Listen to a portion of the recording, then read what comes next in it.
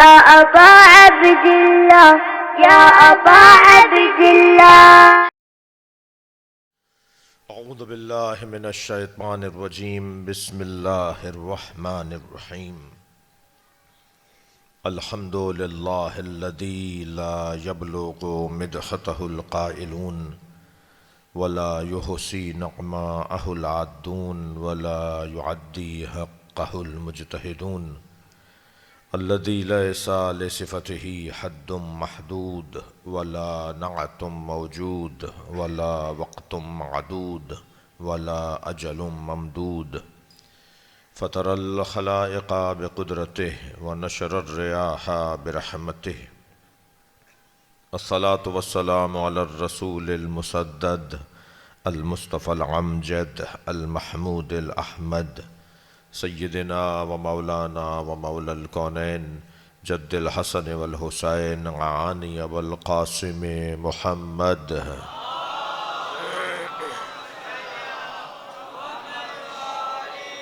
وآلہ الطیبین الطاہرین المعصومین الذین قال اللہ انما یرید اللہ لیذہب عنکم الرجس اہل البیت ویطہرکم تطہیرا.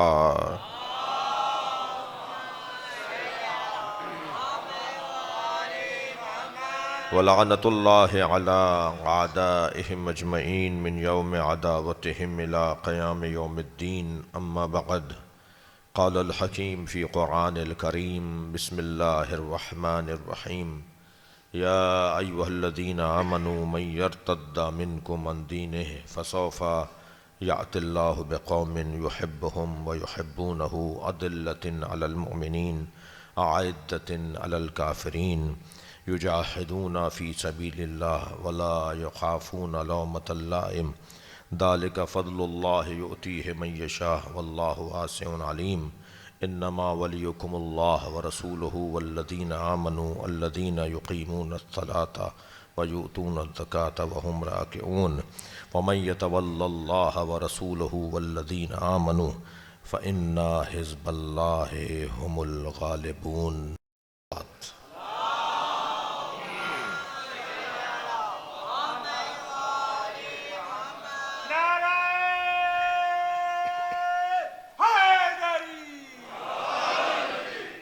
شہید سید سلمان حیدر ابن سید محمد حیدر ایسم حیدر رضوی رحم اللہ من قرأ الفاتحہ. بسم اللہ الرحمن الرحیم الحمد للہ رب العالمین الرحمن الرحیم مالک یوم الدین ایاک نعبد و ایاک نستعین اہدنا الصراط المستقیم صراط الذین انعمت علیہم غیر المغضوب علیہم ولا الضالین. بسم اللہ الرحمن الرحیم قل هو اللہ احد اللہ الصمد لم یلد ولم یولد ولم یکن له کفوا احد. بسم اللہ الرحمن الرحیم قل هو اللہ احد اللہ الصمد لم یلد ولم یولد ولم یکن له کفوا احد. بسم اللہ الرحمن الرحیم قل هو اللہ احد اللہ الصمد لم یلد ولم یولد ولم یکن له کفوا احد. اللہم صل علی محمد وعلی محمد. درجات کی بلندی کے لیے بلند تر صلوات پر.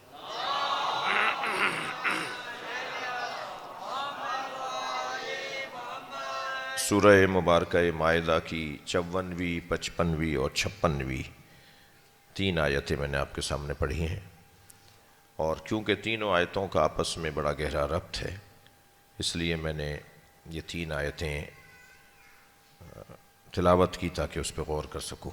سب سے پہلے تو شہید سلمان حیدر کے بھائی ذیشان اور دوسرے بھائیوں، ان کی والدہ، ان کی اہلیہ، بچوں، خاص طور پہ ذیشان کو آفرین اور مرحبا کہوں گا، اور آپ شرکائے مجلس کے لیے دعا گو ہوں.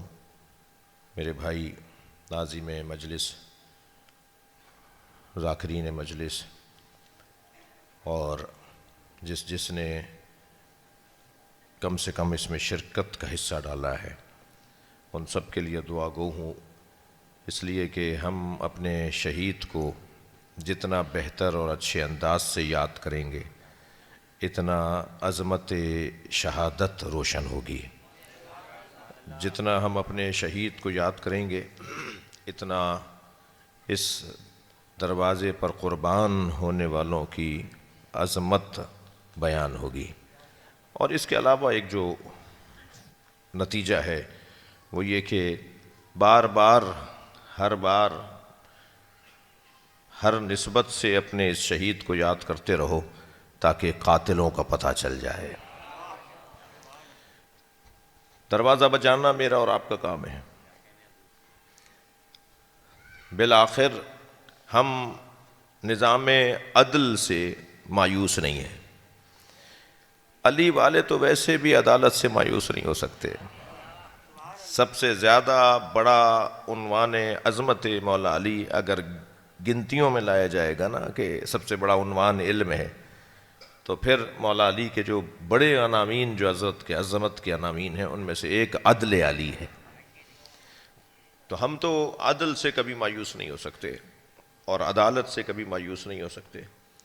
خاص طور پر میں آج کی اس مجلس کے توسط سے متعلقہ اداروں سے پھر ایک مرتبہ وہی دروازہ بجانے کے انداز سے بات کروں گا کہ جیسے کوئی دروازہ بجا رہا ہو، دستک دے رہا ہو، بالآخر کبھی تو یہ کواڑ کھلے گا، کبھی تو یہ گھر دروازہ کھلے گا، کبھی تو یہ جس سے بات کرنا چاہتے ہیں وہ بات کرے گا۔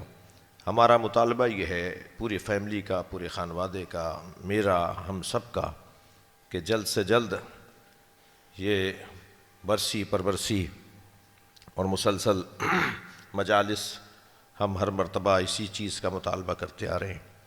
تو میں آپ کے توسط سے اپنے اس مطالبے کو ایوان بالا تک اور ذمہ داروں تک پہنچانے کے لیے اور اس دعا کی قبولیت کے لیے ایک صلوات کا سہارا چاہوں گا۔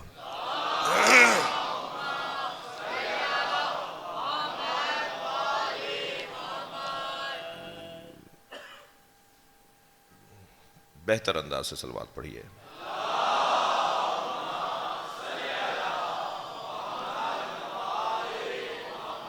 میں نے آپ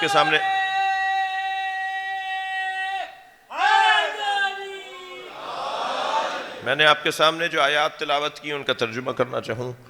ارشاد ہو رہا ہے یا ایھا الذین آمنو، اے صاحبان ایمان۔ دیکھیے ذہن میں رہے کہ ایک شہید، ایک مظلوم، ایک مقتول کی مجلس ترحیم ہے، جہاں ان کی درجات کی بلندی کا یہ سامان ہے، وہاں ان کے خانوادے کے لیے تشفی ہے، اور وہاں ذمہ داروں کے لیے ایک الارم ہے، ایک گھنٹی ہے، ایک نشانی ہے کہ وہ ہوشیار رہیں، ہم اپنے شہید کو بھولے نہیں ہیں۔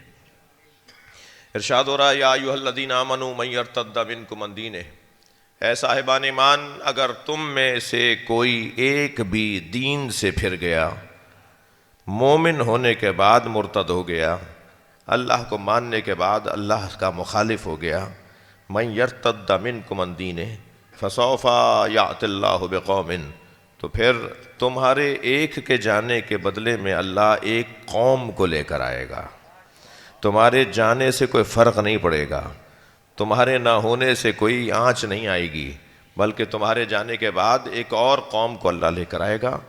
فسوف یأتی اللہ بقوم، پھر اس قوم کی یہ 6 صفتیں ہوں گی، اور ان 6 صفتوں کو اللہ نے کس شان سے بیان کیا، اور میں کہتا ہوں کہ اگر مجھے اور آپ کو اپنے آپ کو بہتر کرنا ہے اور بہتری کی طرف لے جانا ہے تو ایک رستہ یہ ہے کہ جو قرآن نے علی والوں کی صفتیں بیان کی ہیں ان صفات کو اپنے لیے دستور العمل بنا لیا جائے، اپنے گھروں میں فریم کروا کے لگایا جائے ان 6 کمالات اور صفات کو۔ یہ صفات ان کی ہیں کہ جن کے بارے میں پھر بعد والی آیت کہتی ہے کہ تمہارا ولی اللہ ہے، رسول ہے، وہ جو ایمان لایا، جس نے نماز قائم کی اور جس نے حالت رکوع میں زکوٰۃ دی۔ اور پھر یہ کہنے کے بعد تیسری آیت میں اللہ ارشاد فرماتا ہے اور جس نے بھی اللہ اور اللہ کے رسول اور ایسے مومن کی اطاعت کی وہی اللہ کا گروہ ہے اور اللہ کا گروہ ہی کامیاب ہے۔ صلوات پڑھیں محمد و آل محمد پر۔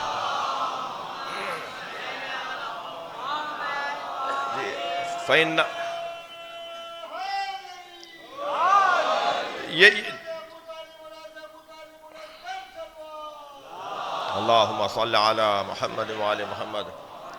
یعنی قرآن میں جنہیں حزب اللہ کہا ہے ان کی صفات بھی پہلے بیان کی ہیں. حزب اللہ کی صفات کیا ہیں؟ حزب اللہ کی 6 صفتیں اللہ نے بیان کر کے کہا ان 6 صفتوں کا حامل، گویا اللہ یہ کہہ رہا ہے ان 6 صفتوں کا حامل وہ ہے جو پھر اللہ کی، اللہ کے رسول کی اور علی کی ولایت میں آ سکتے ہیں. اور جو اللہ، رسول اور علی کی ولایت میں آ سکتے ہیں وہ وہی ہیں جو اللہ، رسول اور علی کے اطاعت گزار ہیں، اور یہی حزب اللہ ہیں. اور حزب اللہ تو ہمیشہ غالب رہے گا، ہمیشہ غالب رہنے والی جماعت، اللہ کی جماعت حزب اللہ. اب ذرا ترجمہ اور مفہوم آپ ذرا ایک ایک مرحلے سے گزریں گے میرے ساتھ. ارشاد ہو رہا ہے تم میں سے اگر کوئی پھر گیا تو خبردار تمہارے جانے سے کچھ نہیں ہوگا. فَسَوْفَ يَأْتِ اللَّهُ بِقَوْمٍ، اللہ ایک اور قوم کو لے آئے گا.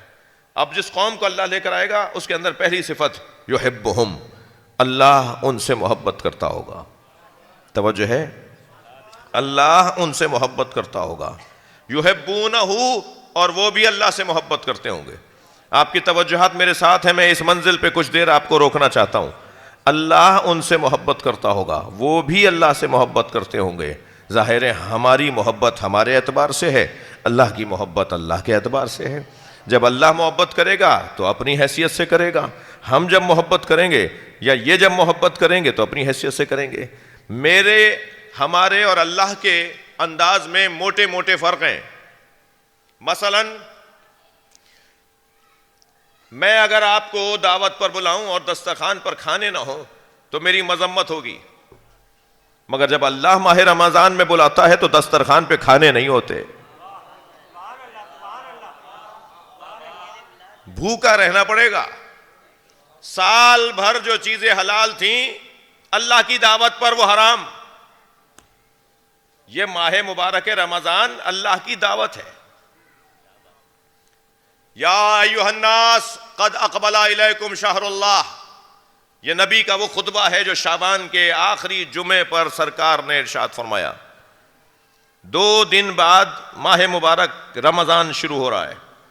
سرکار اس سال 28ویں شعبان کو جو جمعے کا دن ہے خطبہ ارشاد فرما رہے ہیں، یا ایھا الناس قد اقبل الیکم شہر اللہ بالبرکۃ والرحمۃ والمغفرہ.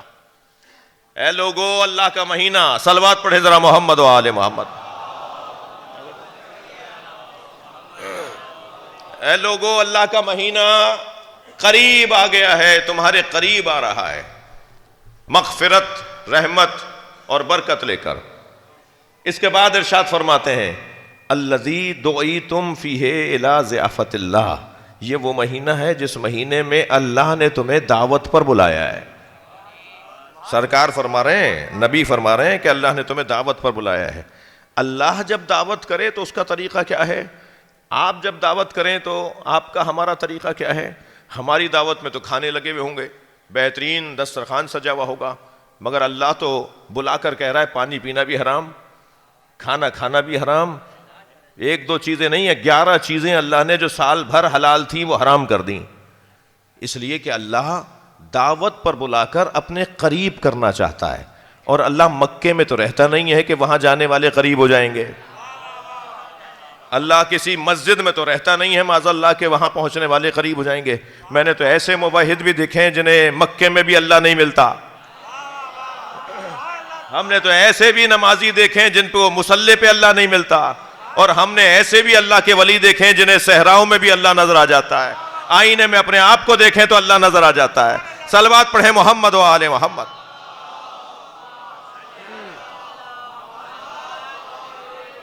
تو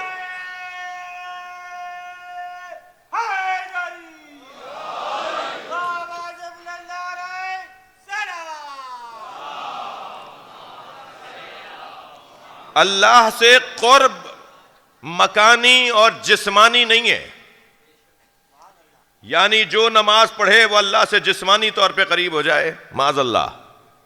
اللہ سے قرب معنوی ہے، روحانی ہے، نورانی ہے. جو قربتاً اللہ کہہ کے نماز پڑھتے ہیں وہ اللہ کے معاذ اللہ بدن کے قریب. ہم بدن اللہ کے بدن کے قائل ہی نہیں ہیں، ہم اللہ کا بدن نہیں مانتے. بدن مانیں گے تو اسے ٹکانے کے لیے جگہ چاہیے.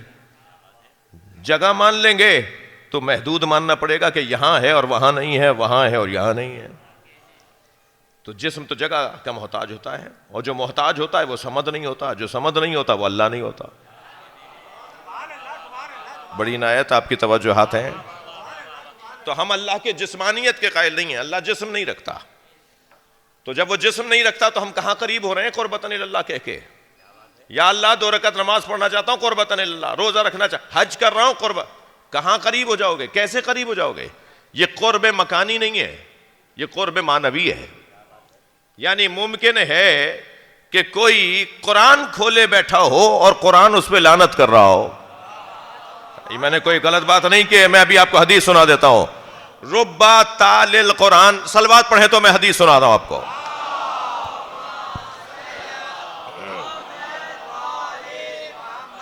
بھائی قرآن کی شبر بھائی ایک آیت ہدیہ کر رہا ہوں. قرآن سورہ مبارکہ فرقان آیت نمبر 30 ارشاد ہو رہا ہے وقال الرسول یا رب انا قومی اتخذوا هذا القرآن مہجورا. اللہ سے قیامت میں نبی شکایت کریں گے کہ یا اللہ اے میرے رب میری قوم نے، اب جو ترجمہ ہوا ہے پہلے میں وہ کروں گا بھائی تاکہ آپ میرے ساتھ ساتھ چلیں. ترجمہ جو اکثر کیا سب نے جو ترجمہ کیا ہے، ترجمے سے اختلاف کروں گا. آیت سے اختلاف کرنے والا کافر ہے، ترجمے سے اختلاف کرنے والا کافر نہیں ہے. ترجمہ تو بھائی ترجمہ کرنے والوں نے کیا ہے نا. کیا کیا ہے ترجمہ؟ کہ نبی شکایت کریں گے یا رب انا قومی، اے میرے رب میری قوم نے اتخذوا هذا القرآن مہجورا، اس قرآن کو تنہا چھوڑ دیا، اس قرآن کو نہیں لیا. یہ میری قوم قرآن نہیں پڑھتی. نبی گویا قیامت میں شکایت کریں گے کہ میری امت قرآن نہیں پڑھتی. میں کسی منزل کی خاطر اس تمہیدی بیان سے گزر رہا ہوں. پہلے تو غور تو کریں کہ رحمت للعالمین سے شکایت جچتی نہیں ہے. جس کے مزاج میں معاف کرنا ہو، جو دنیا میں معاف کرتا رہا ہو، وہ آخرت میں کیوں بدلہ لے گا؟ رحمت للعالمین اور شکایت شکوے، بات سمجھ میں نہیں آ رہی اور صحیح سمجھ میں نہیں آ رہی کیونکہ ترجمہ غلط ہے. صلوات پڑھیں ذرا محمد و آل محمد.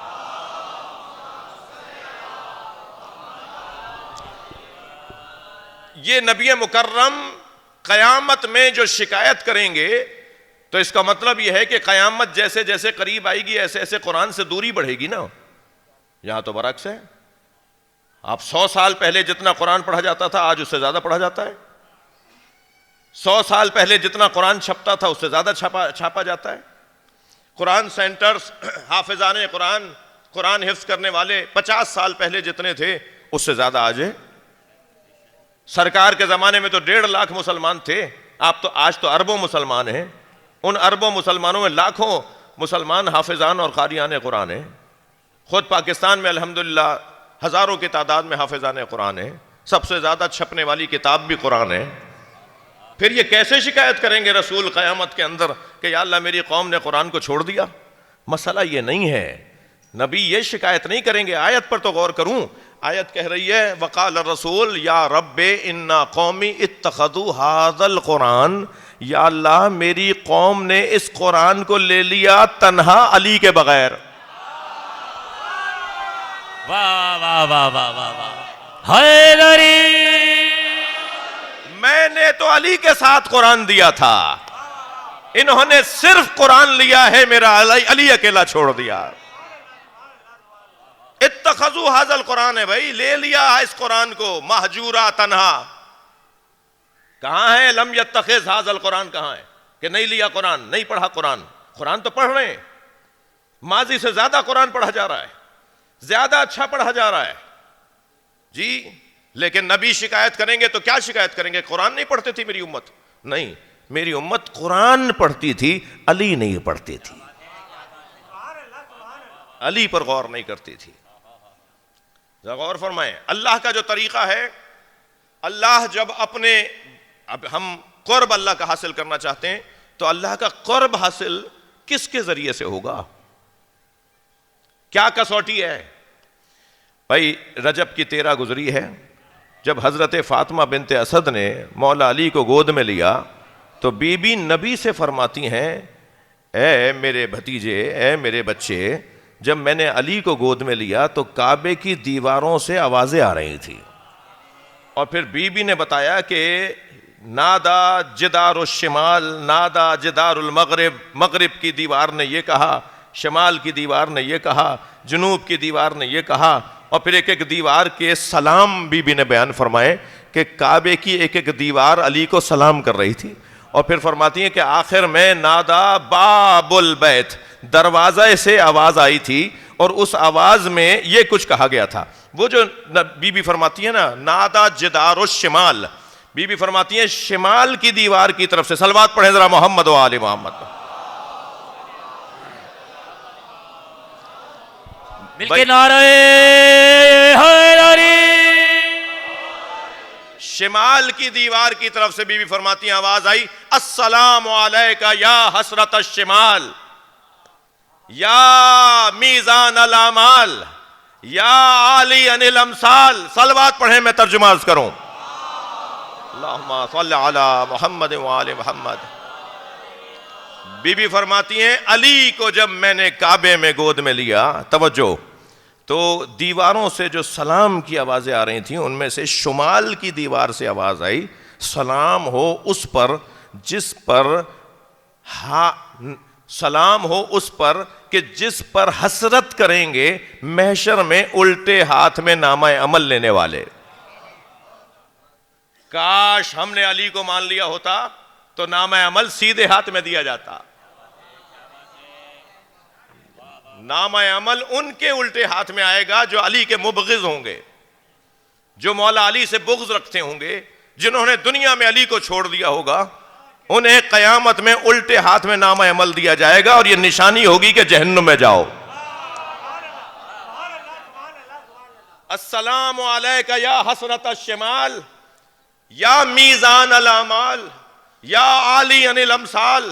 سلام ہو اس پہ جو شمال والوں کی حسرت ہوگا، الٹے ہاتھ والوں کی حسرت ہوگا. سلام اس پہ کہ جس کی وجہ سے اعمال تولے جائیں گے، اعمال تولے جائیں گے. کس کی 2 رکعت نماز بھاری اور سنگین ہے، کس کا روزہ سنگین ہے، کس کا حج سنگین ہے، کس کی عبادت کو اللہ زیادہ اہتمام سے قبول کرتا ہے؟ جس کے دل میں علی کی محبت سنگین ہوتی ہے.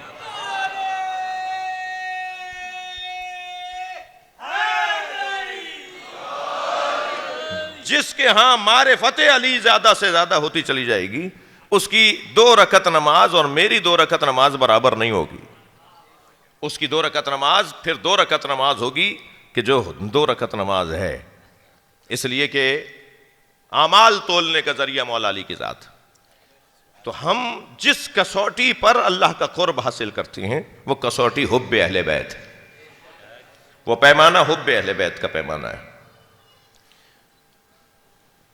اللہ کی محبت، اللہ بھوکا رکھ کر محبت کرتا ہے. ہمیں بھوکا رکھے گا تاکہ ہمیں اس کا قرب حاصل ہو، کیونکہ وہ کھاتا نہیں ہے، وہ کھلاتا ہے، کھاتے نہیں ہے. جی اس مہینے میں جاگنا زیادہ ہے، ماہ رمضان میں جاگنا زیادہ ہے اس لیے کہ اللہ سوتا نہیں ہے. اس مہینے میں دینے کا جذبہ بڑھانا ہے اس لیے کہ جس نے دعوت پہ بلایا ہے وہ دینے والا ہے. تو وہ اپنے قریب کر رہا ہے، اپنی صفات کا متصف کر رہا ہے. ذرا حدیث کا جملہ تو سنیں. حدیث میں ایک فقرہ ہے، تخلقوا باخلاق اللہ، اللہ کے اخلاقیات کو اپناؤ. اللہ کے اخلاقیات کیا ہیں؟ اللہ کے اخلاقیات میں ستاریت اس کا ایک خلق ہے، اس کا ایک اخلاق ہے، وہ ستار ہے. مجھے اگر کسی کے عیب پتہ چل جائیں تو انہیں چھپانا یہ اللہ کے اخلاقیات کو اپنانا ہے. کرامت، کرم، رحم یہ اس کی اخلاقیات ہیں. البتہ ہم اپنے اعتبار سے وہ مطلق، ہم محدود، مگر جیسے محدود ہیں، جتنے محدود ہیں، جیسے ہیں ایسے ہی ہم اپنے اخلاقیات کو اللہ کے اخلاقیات سے جوڑیں. وہ جب محبت کرتا ہے نا تو پریشانیوں میں ڈالتا ہے. وہ جب محبت کرتا ہے تو امتحانات میں مبتلا کرتا ہے. وہ جب محبت کرتا ہے تو وہ مصائب میں مبتلا کرتا ہے. بھائی جملہ ہدیہ کرنے جا رہا ہوں, قومیات کے لوگ بیٹھے ہوئے ہیں. عزیزان گرامی, اگر مصیبت بری شے ہوتی, اگر مصیبت بری شے ہوتی, شہید کو ذہن میں رکھتے ہوئے, اپنی قومی حالات کو مد نظر رکھتے ہوئے, ایک زاویے سے یہ بات کر رہا ہوں, اس کے کئی زاویے ہوں گے, مختلف پہلوؤں سے بات ہوگی تو کچھ اور ہوگی. اگر مصیبت بری شے ہوتی تو اللہ نے طے کر رکھا ہے کہ ہر برائی اہل بیت سے دور ہے, مگر ساری مصیبتوں کا اہل بیت کے دروازے پر آنا بتاتا ہے مصیبت بری شے نہیں ہے. صلوات پڑھ لیں ذرا محمد و آل محمد.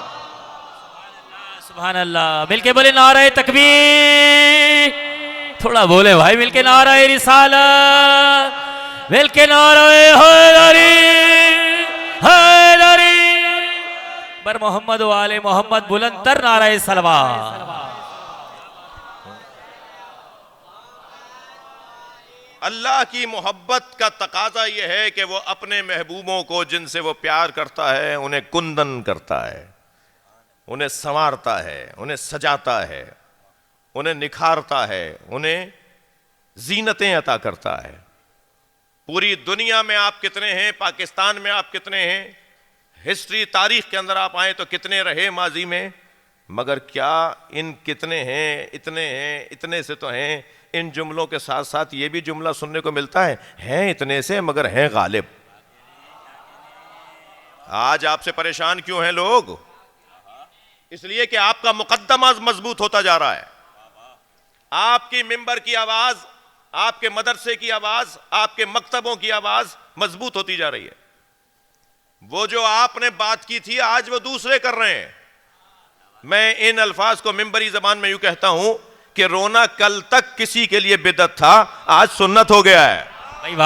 حسینیت حسینیت یزیدیت یزیدیت مل کے نعرہ حیدری پر محمد و آل محمد. نعرہ صلوات.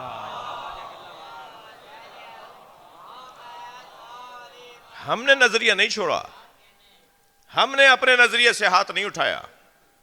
بہت سے لوگوں نے ہمارے نظریوں کو سمجھا ہے, اور مجھ خطیب کا اور مجھ مبلغ کا بھی کام یہ ہے کہ ہم اپنے نظریے کو سمجھائیں. سمجھانے والا اور ہوتا ہے, چڑھانے والا اور ہوتا ہے. اس منبر کا کام سمجھانا ہے, چڑھانا نہیں ہے. اخلاق سے بہتر, صلوات پڑھ لیں ذرا محمد و آل محمد.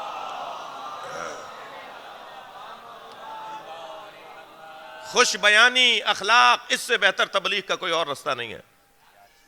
جی, اللہ جب محبت کرتا ہے تو اس کے تقاضے کچھ اور ہیں, اور اس کے تقاضوں کا ایک عنوان مصیبتوں میں مبتلا کرنا ہے.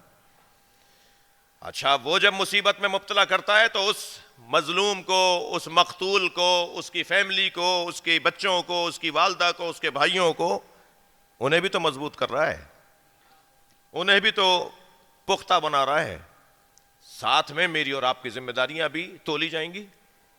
یا ابھی دوسرا پہلو دکھا رہا ہوں, میری اور آپ کے فرائض بھی تولے جائیں گے کہ اس وقت کے, اس زمانے کے لوگوں نے کیا کیا. ہمارا تو بنیادی کام ہے نا کہ ہم مظلوموں کا ساتھ دیں. جب ہم نے یہ دعویٰ ایک مدت سے کیا, فلسطین میں تو ایک گھر بھی شیعوں کا نہیں ہے. سب سے زیادہ فلسطینیوں کی حمایت اگر کوئی کرتا ہے تو وہ شیعہ برادری کرتی ہے. وہاں تو کوئی ایک گھر تو جب ایک گھر نہیں ہے تو مسجد شیعوں کی کہاں سے ہوگی, امام بارگاہ کیوں ہوگا وہاں پر. ایک گھر بھی شیعوں کا نہیں ہے. مگر ہم جس مدرسے کے پڑھنے والے ہیں نا, مکتب علی کے پڑھنے والے, مدرسہ کربلا کے پڑھنے والے, ہمارے مکتب کا پیغام یہ ہے, کونا للظالم خصما وللمظلوم اونا. ہمیشہ ظالم سے نفرت کرنا, مظلوم سے پیار کرنا. ہمارا مظلوم سے پیار کرنا ہمارا الف بے ہے بھائی, ایجنڈا ہے, ہماری زندگی کا دستور ہے. مظلوم ہے, سنی شیعہ کی بات ہی نہیں ہو رہی. مظلوم ہے, ہندو مسلم کی بات ہی نہیں ہو رہی. جو بھی مظلوم ہوگا, سب سے زیادہ جو آگے بڑھ کر حمایت کریں گے وہ علی والے کریں گے. اور ظالم سے نفرت کرنا ہماری بنیادی الف بے ہیں مکتب اہل بیت کی, بنیادی باتیں ہیں. ظالم سے ہم پیار نہیں کر سکتے. ہمارا اس وقت جو توجہ, ہمارا جو اس وقت ایک بہت بڑے طبقے کے ساتھ ذہنی عدم ہم آہنگی ہے, یعنی ذہنی ہم آہنگی نہیں ہے، وہ ہمیں سمجھنا نہیں چاہتے، ہم تو خوب سمجھتے ہیں انہیں، وہ ہمیں سمجھنا نہیں چاہتے۔ وہ جو یہ اس طرح کے چور دروازے اپناتے ہیں نا، 360 ممبران اسمبلی میں صرف 25 کو بٹھا کے بل پاس کروا لینا، جی ان لوگوں سے میں مخاطب ہوں کہ جب تک پاکستان میں سنی شیعہ کا بچہ بھی زندہ ہے، یزید لانتی رہے گا۔ حسینیہ، یزیدیہ، یزیدیہ ہے ہماری درسگاہ، ہے ہماری درسگاہ، حق کا سیدھا راستہ، شہید کی جو موت ہے، مل کے نعرہ حیدری، یحبہم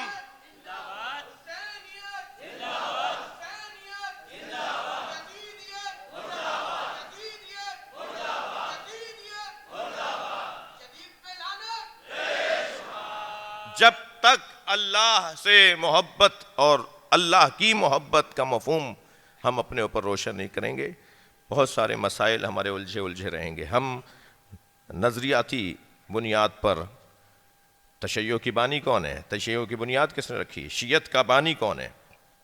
شیعت کی بنیاد جناب زہرا نے رکھی ہے۔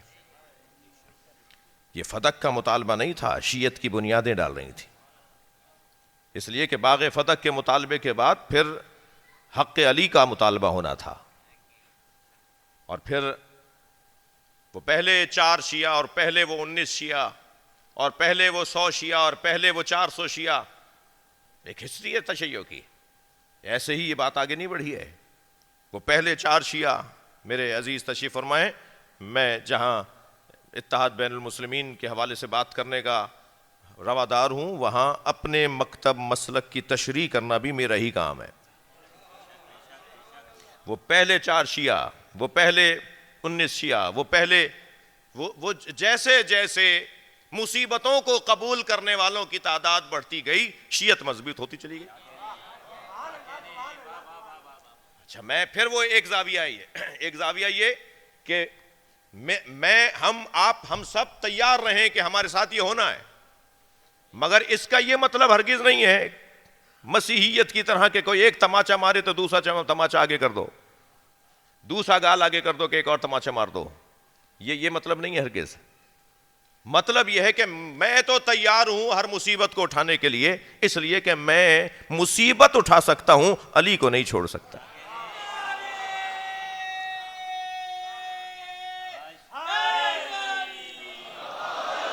اہل بیت کو نہیں چھوڑ سکتے۔ ہم اہل سنت کے مقدسات کی توہین کو حرام سمجھتے ہیں، مگر بنی امیہ کی تعظیم نہیں کریں گے۔ اب آپ 1-2 لوگ نکال کے لے آئیں کہ جب بنی امیہ میں فلاں بھی تو ہے، تو ہم جنہیں کہہ رہے ہیں وہ تمہیں بھی پتا ہے۔ صلوات پڑھیں ذرا محمد و آل محمد پر۔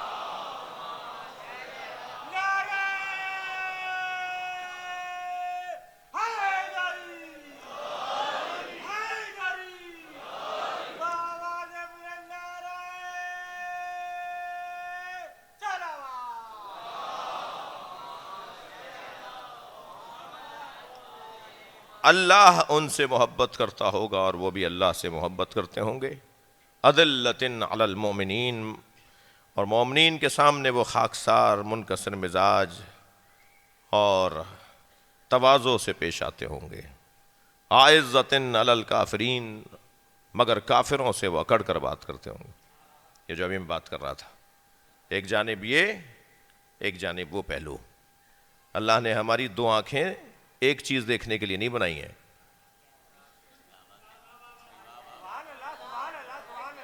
صلوات پڑھ لیں ذرا محمد و آل محمد۔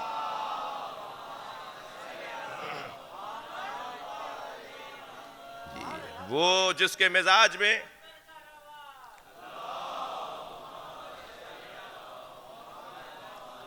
وہ اذلۃ علی المؤمنین بھی ہے، وہ اعزۃ علی الکافرین بھی ہے، مومنین سے خاکسار اور کافروں سے اکڑ کر بولنے والا۔ لہٰذا سب سے زیادہ پریشانی اس وقت عالم کفر کو اگر کسی سے ہے تو وہ یا حسین کہنے والوں سے، وہ امام حسین کا ذکر کرنے والوں سے کفر کے ایوانوں میں لرزہ ہے۔ وہ روزانہ جیتے ہیں اور روزانہ مرتے ہیں، یہ سوچ کے کہ فلاں خطے والے ابھی ہیں تو حسینی مگر کچھ چیزوں کی طرف متوجہ نہیں ہے، مگر بھائی کوئی ایک ان کا شاعر آئے گا، ایک مصرے میں ان کو اٹھا دے گا، کوئی ان کا خطیب آئے گا، وہ ایک تقریر سے انہیں اٹھا دے گا۔ یہ تیار لیٹے بیٹھے ہیں، ایک خطاب انہیں زندہ کر دے گا۔ یہ جہاں بیٹھے ہیں وہیں سے انقلاب کا آغاز ہوتا ہے، جسے امام بارگاہ کہا جاتا ہے، جسے مجلس کہا جاتا ہے، جسے ماتم کہا جاتا ہے۔ اگر ہم اس تصور کو کہ یہ جو کچھ پوری دنیا میں مسلمانوں کے ساتھ اور خاص طور پر پاکستان میں ہمارے ساتھ ہوتا آیا ہے اور ہونے کی تیاری ہے، تو وہ جان لیں کہ یہ جو ماتم کی صدا ہے نا، یہ جو نوحے کی آوازیں ہیں، یہ جو ابھی آپ روئیں گے، میں ابھی مسائل پڑھوں گا اور گریے کی آوازیں بلند ہوتی ہیں، نقن صاحب فرماتے ہیں یہ گریے کی صدائیں صدائے احتجاج ہے حسین کی حمایت میں۔ 1400 سال پہلے جو حسین نے مدد کے لیے پکارا تھا، تو میں نہیں تھا، ہم نہیں تھے، مگر حسین مولا نے کہا تھا کوئی ہے میری مدد کرے، تو ہم رو کر گریہ کر کر اعلان کر رہے ہوتے ہیں کہ ہم ہیں جو آپ کی مدد کو تیار ہو رہے ہیں۔ اور پھر مختار ثقفی کا تو ایک حسین جملہ ہے، وہ فرماتے ہیں کہ حسین پہ رو رو کر اپنے سینے میں اتنا غصہ جمع کر لو، ظالم سے نفرت کا غصہ اتنا اپنے سینے میں جمع کر لو کہ جب نواں حسین آئے، حسین کا نواں بیٹا مہدی حسین آئے اور وہ جب مدد کے لیے پکارے تو تمہارے اس گریے کی تاثیر یہ ہو کہ اس کی مدد کرنے نکلو۔ یہ جو ہمارا گریہ ہے نا، وہ یہ شاید ہم میں سے بہت سوں کو اس کی قدر نہیں آتی، روایتاً روتے ہیں، عادتاً روتے ہیں، بزرگوں سے روتے آئے ہیں اس لیے روتے ہیں، لیکن جنہیں پتہ ہے نا کہ اس رونے کا فلسفہ کیا ہے، اس کے پیچھے تاثیر کیا ہے، اس کے پیچھے حکمت کیا ہے، وہ پریشان ہیں اس رونے کے اوپر۔ وہ کہہ رہے ہیں تو انہیں بھی نہیں رو، بھائی تم نہیں رو رہے تمہیں مبارک ہو، ہم رو رہے ہیں تمہیں کیا پریشانی ہے؟ وہ کہتے ہیں یہ بھی نہیں روئیں، انہیں پتہ ہے کہ اس رونے کی تاثیر کیا ہے، اس گریے کی تاثیر کیا ہے۔ وہ کہ جس کے مزاج کے اندر یجاہدون فی سبیل اللہ، یہ قوم، اس شہید کو خراج تحسین پیش کر رہا ہوں، میں نے جب بھی انہیں دیکھا قومیات کے معاملات کے اندر جد و جہد کرتا ہوا دیکھا، پریشان دیکھا، کوشش کرنے والا دیکھا۔ اور قرآن کہہ رہا ہے علی والوں کی ایک نشانی یہ ہے کہ یجاہدون فی سبیل اللہ، وہ کبھی ہاتھ پر ہاتھ رکھ کے نہیں بیٹھتے، مسلسل جد و جہد کرتے رہتے ہیں، مسلسل کوششیں کرتے رہتے ہیں۔ اور پھر چھٹی صفت، لا یخافون لومۃ اللائم، ملامت کرنے والوں کی ملامت سے وہ خوف زدہ نہیں ہوتے۔ میرے عزیزو، قومیات کا کام کرنے والے کبھی کبھی دل گرفتہ ہو کر ایک جملہ کہتے ہیں، اگرچہ جو یہاں تشریف فرمائے میں نے آج تک ان سے نہیں سنا اور نہ ہی سنے، انشاءاللہ بڑے حوصلے والے لوگ ہیں اور آئندہ بھی حوصلہ پاتے رہیں گے، لیکن کبھی کبھی یہ سننے کو ملتا ہے ہماری قوم نے ہمارے ساتھ کیا کیا، ہماری قوم نے ہمارے ساتھ کیا کیا۔ تم نے قوم کی خاطر کیا تھا یا قوم کے مالک علی کی وجہ سے کیا تھا؟ جس مولا کی وجہ سے قوم کی خدمت کر رہے ہیں وہ خوب حساب رکھ رہے ہیں کہ وہ کیسا ہمیں انعام دیں گے، اور وہ انعام دے رہے ہیں ہمیں۔ ہم نے قوم کو راضی کرنے کے لیے کوئی خدمت اگر کی ہے تو یہ شرک ہو جائے گی، یہ شرک ہو جائے گا اگر قوم کو راضی کرنے کے لیے ہم کوئی کام کر رہے ہیں۔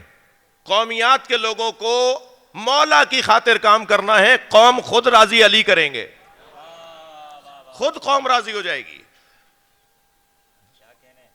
ارشاد ہو رہا ہے لا یخافون لومۃ اللائم، ملامت کرنے والوں کی ملامت سے وہ خوف زدہ نہیں ہوتے۔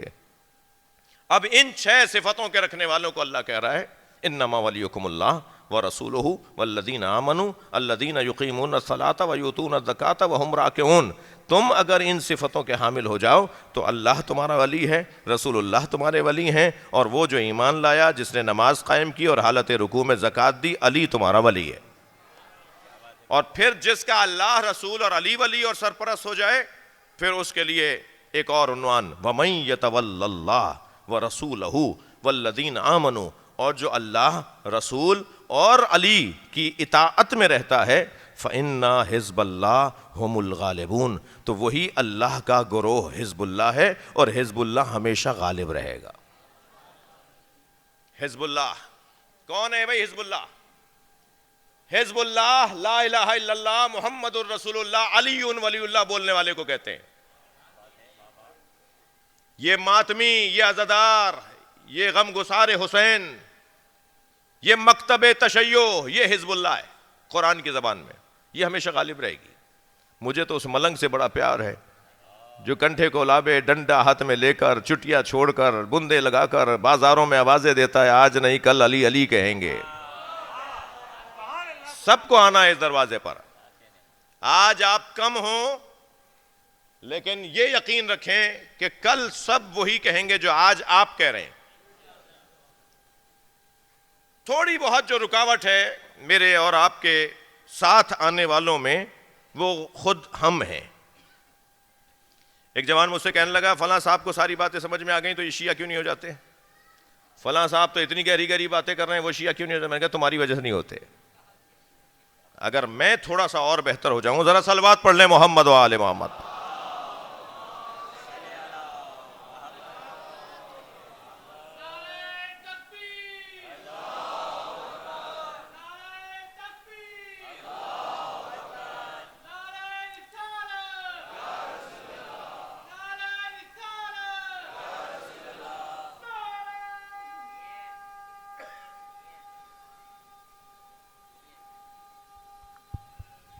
مل کے جیو. حیدری حیدری، اتنی ہی بلند نعرہ صلوات صلی علی محمد. حزب اللہ یعنی علی والے. عزیزو، ماضی کی نسبت بہت ساری چیزیں روشن ہیں اور کچھ چیزیں روشن ہوں گی. مجھے اپنی قوم کا وقار بڑھانا اپنی زندگی کا ایجنڈا بنانا ہوگا. ہر شخص اپنی اپنی جگہ، ہر شخص اپنی اپنی حیثیت میں اپنی قوم کے وقار کو بہتر کرنے کی کوشش کرے. ان میں سے ایک کوشش کو شہادت کہا جاتا ہے. جب ہم اس نظریے پہ جان دینے کے لیے تیار ہو جائیں تو پھر برزخ میں ایک وادی ہے جسے وادی السلام کہتے ہیں. اس وادی میں حسین استقبال کرنے آتے ہیں. میں نے روایت پڑھی ہے کہ جب مولا کا چاہنے والا برزخ کی وادیوں سے گزر کر اس وادی میں پہنچتا ہے جو اولیاء کی وادی ہے، تو ابھی وہ اپنے خیمے میں بیٹھا ہی ہوتا ہے کہ اعلان ہوتا ہے حسین آ رہے ہیں. وہ سنبھل کے بیٹھتا ہے جسے ساری زندگی یاد کیا، جسے ہر کچھ دن کے بعد جب جب موقع ملا اس کا ماتم کیا. اب حسین کی زیارت ہوگی تو اچانک خیمے میں امام حسین آتے ہیں اور ایک جانب علی اکبر ہوتے ہیں اور امام حسین کے دوسری پہلو میں حضرت عباس ہوں گے. یعنی یہ دونوں بیٹا اور بھائی امام حسین کے ساتھ آتے ہیں. مگر روایت کہتی ہے یہ مرنے والا کہے گا کہ عباس، جو پوچھے گا یہ کون ہے، کہیں گے یہ علی اکبر. کا یہ کون ہے، کا یہ عباس. کہ حضرت عباس کے بدن پر تیر، بھالے، برچیاں، زرہ، جنگی اسباب اور اوزار سجے ہوئے ہوں گے جیسے کوئی جنگ پر جا رہا ہوتا ہے یا جنگ سے آ رہا ہوتا ہے. تو وہ تعجب سے پوچھے گا کہ انہوں نے یہ تلوار حمائل کیوں کی ہوئی ہے، انہوں نے یہ خود اور یہ زرہ کیوں پہنی ہوئی ہے؟ تو جواب دیا جائے گا انہیں کربلا میں لڑنے کا موقع نہیں ملا. یہ عالم برزخ میں، وادی السلام میں آخری کربلا کے انتظار میں ہیں، آخری حسین کے انتظار میں ہیں. اور سنیں گے عزادارو، ایک بھائی کی مجلس ہو رہی ہے نا جی، سنیں گے جب رجعت ہوگی نا امام زمانہ کے ظہور کے بعد، جب مظلوموں کو اٹھایا جائے گا، ظالموں کو اٹھایا جائے گا، ظالموں کو کیفر کردار تک پہنچایا جائے گا، مظلوموں کی عظمتوں کا اظہار کیا جائے گا، تو ان مظلوموں میں جو لوگ پلٹ کر آئیں گے، سب کو پتہ ہے ہمارے رجعت کا عقیدہ، امام حسین تو آئیں گے ہی. امام حسین کی تو ورلڈ پر، پوری دنیا پر بعض روایات کے مطابق 10 سال اور بعض روایات کے مطابق 20 سال تک ورلڈ پر حکومت ہوگی امام حسین کی. مگر اور امام زمانہ شہید امام حسین کے سامنے ہوں گے، اور امام زمانہ کی نماز جنازہ بھی امام حسین پڑھائیں گے، ان کو غسل و کفن بھی امام حسین دیں گے۔ وہ جو دور آئے گا نا جب رجعت میں لوگ اٹھائے جائیں گے، تو اس دور میں جن لوگوں کو دوبارہ اٹھایا جائے گا ان میں سے ایک نام عباس علمدار کا ہے، وہ جو کربلا میں پانی لینے گیا تھا۔ اجرکم اللہ، اجرکم اللہ۔ آپ کی آوازیں بلند ہو رہی ہیں، میں دو تین منزلیں لوں گا اور عبادت کو مکمل کروں۔ یقیناً سخت ہے بھائیوں کے لیے بھائی کا جنازہ اٹھانا، مگر میں کہوں گا ذرا کربلا آ جایا کرو۔ جب وہ بھائی یاد آیا کرے نا تو کچھ دیر کے لیے کربلا چلے جایا کرو، جہاں ایک بھائی کی میت پر بھائی آ رہا ہے مگر کمر پکڑ پکڑ کر آ رہا ہے، عباس تمہارے جانے نے میری کمر توڑ دے۔ کیسے پہنچے ہیں حضرت عباس کے لاشے پہ، اس کا بیان مشکل ہے۔ جب حضرت عباس کا سر اپنے آغوش میں لیا نا امام حسین نے، اجرکم اللہ، اجرکم اللہ، آپ کی آوازیں بلند ہیں، اللہ آپ کو اجر عطا فرمائے، تو حضرت عباس نے اپنا سر ہٹا دیا۔ پھر امام نے آغوش میں بھائی کا سر لے لیا، پھر حضرت عباس نے سر ہٹانا چاہا تو تعجب سے پوچھا، عباس تم اپنا سر کیوں ہٹاتے ہو؟ فرمایا مولا یہ شہزادوں کی جگہ ہے، مولا یہ سکینہ کی جگہ ہے، مولا یہ علی اصغر کی جگہ ہے، کہاں زانو حسین اور کہاں غلام کا سر؟ فرمایا عباس ہم چاہتے ہیں کہ تمہارا سر ہماری آغوش میں رہے، کوئی وصیت ہو تو کرو۔ تو فرمایا مولا میرا لاشا خیمے نہ لے جائیے گا۔ اجرکم اللہ۔ علامہ نقن صاحب فرماتے ہیں دو علتیں ہیں جو حضرت عباس نے فرمایا کہ میرا لاشا خیمے نہ لے جائیے گا۔ پہلی علت تو یہ ہے کہ جس کی کمر ٹوٹ گئی ہو وہ لاشا کیسے اٹھائے گا، اور دوسری علت یہ ہے کہ اگر میرا لاشا بھی خیمے چلا جائے گا تو کچھ دیر کے بعد حسین کا لاشا کوئی اٹھانے والا نہیں ہوگا، تو سکینہ کو یہ تسلی رہے گی اگر میرا بابا نہ آیا تو میرا چچا بھی نہ آیا۔ اجرکم اللہ۔ ایک بھائی کی مجلس ترحیم ہے، مجلس میں ایک ماں بھی آئے بیٹھی ہے۔ کربلا میں 9 مائیں ہیں جنہوں نے اپنے بچوں کے لاشیں دیکھے ہیں، اور ایک ماں نے تو لاشیں بھی نہیں دیکھے، وہ مدینے میں روزانہ جنت البقیع میں جا کر اپنی انگشت شہادت سے 4 قبروں کے نشان بناتی ہے، اور بار بار یہ مرثیہ پڑھتی ہے مجھے ام البنین مت پکارا کرو۔ وہ بیٹے کہاں ہیں جن کی میں ماں ہوں؟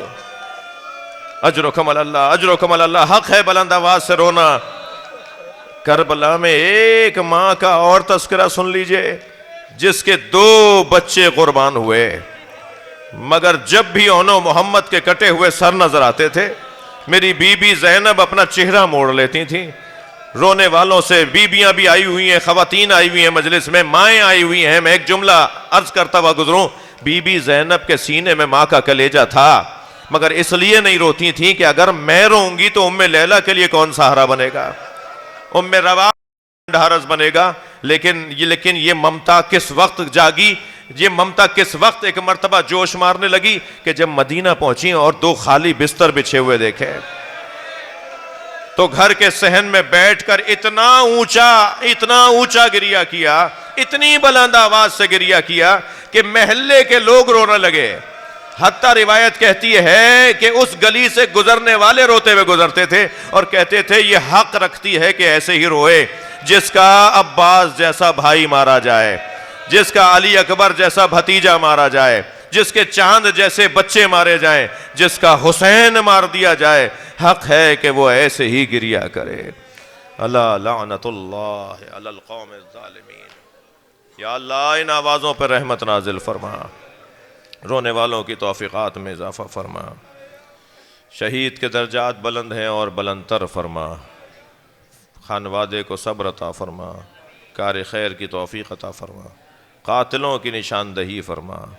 یا اللہ انہیں کیفر کردار تک پہنچا، اداروں کو قاتلوں تک پہنچنے کی صلاحیت، توانائی، سنجیدگی عطا فرما، امام زمانہ کے ظہور میں تعجیل فرما۔ ایک سورہ فاتحہ کی التماس ہے، پھر میرے بھائی رضا عباس نوحہ پڑھیں گے۔ بسم اللہ الرحمن الرحیم، الحمد للہ رب العالمین الرحمن الرحیم مالک یوم الدین، ایاک نعبد و ایاک نستعین، اہدنا الصراط المستقیم صراط الذین انعمت علیہم غیر المغضوب علیہم ولا الضالین، صلی علی محمد وعلی محمد۔ محمد یا حسین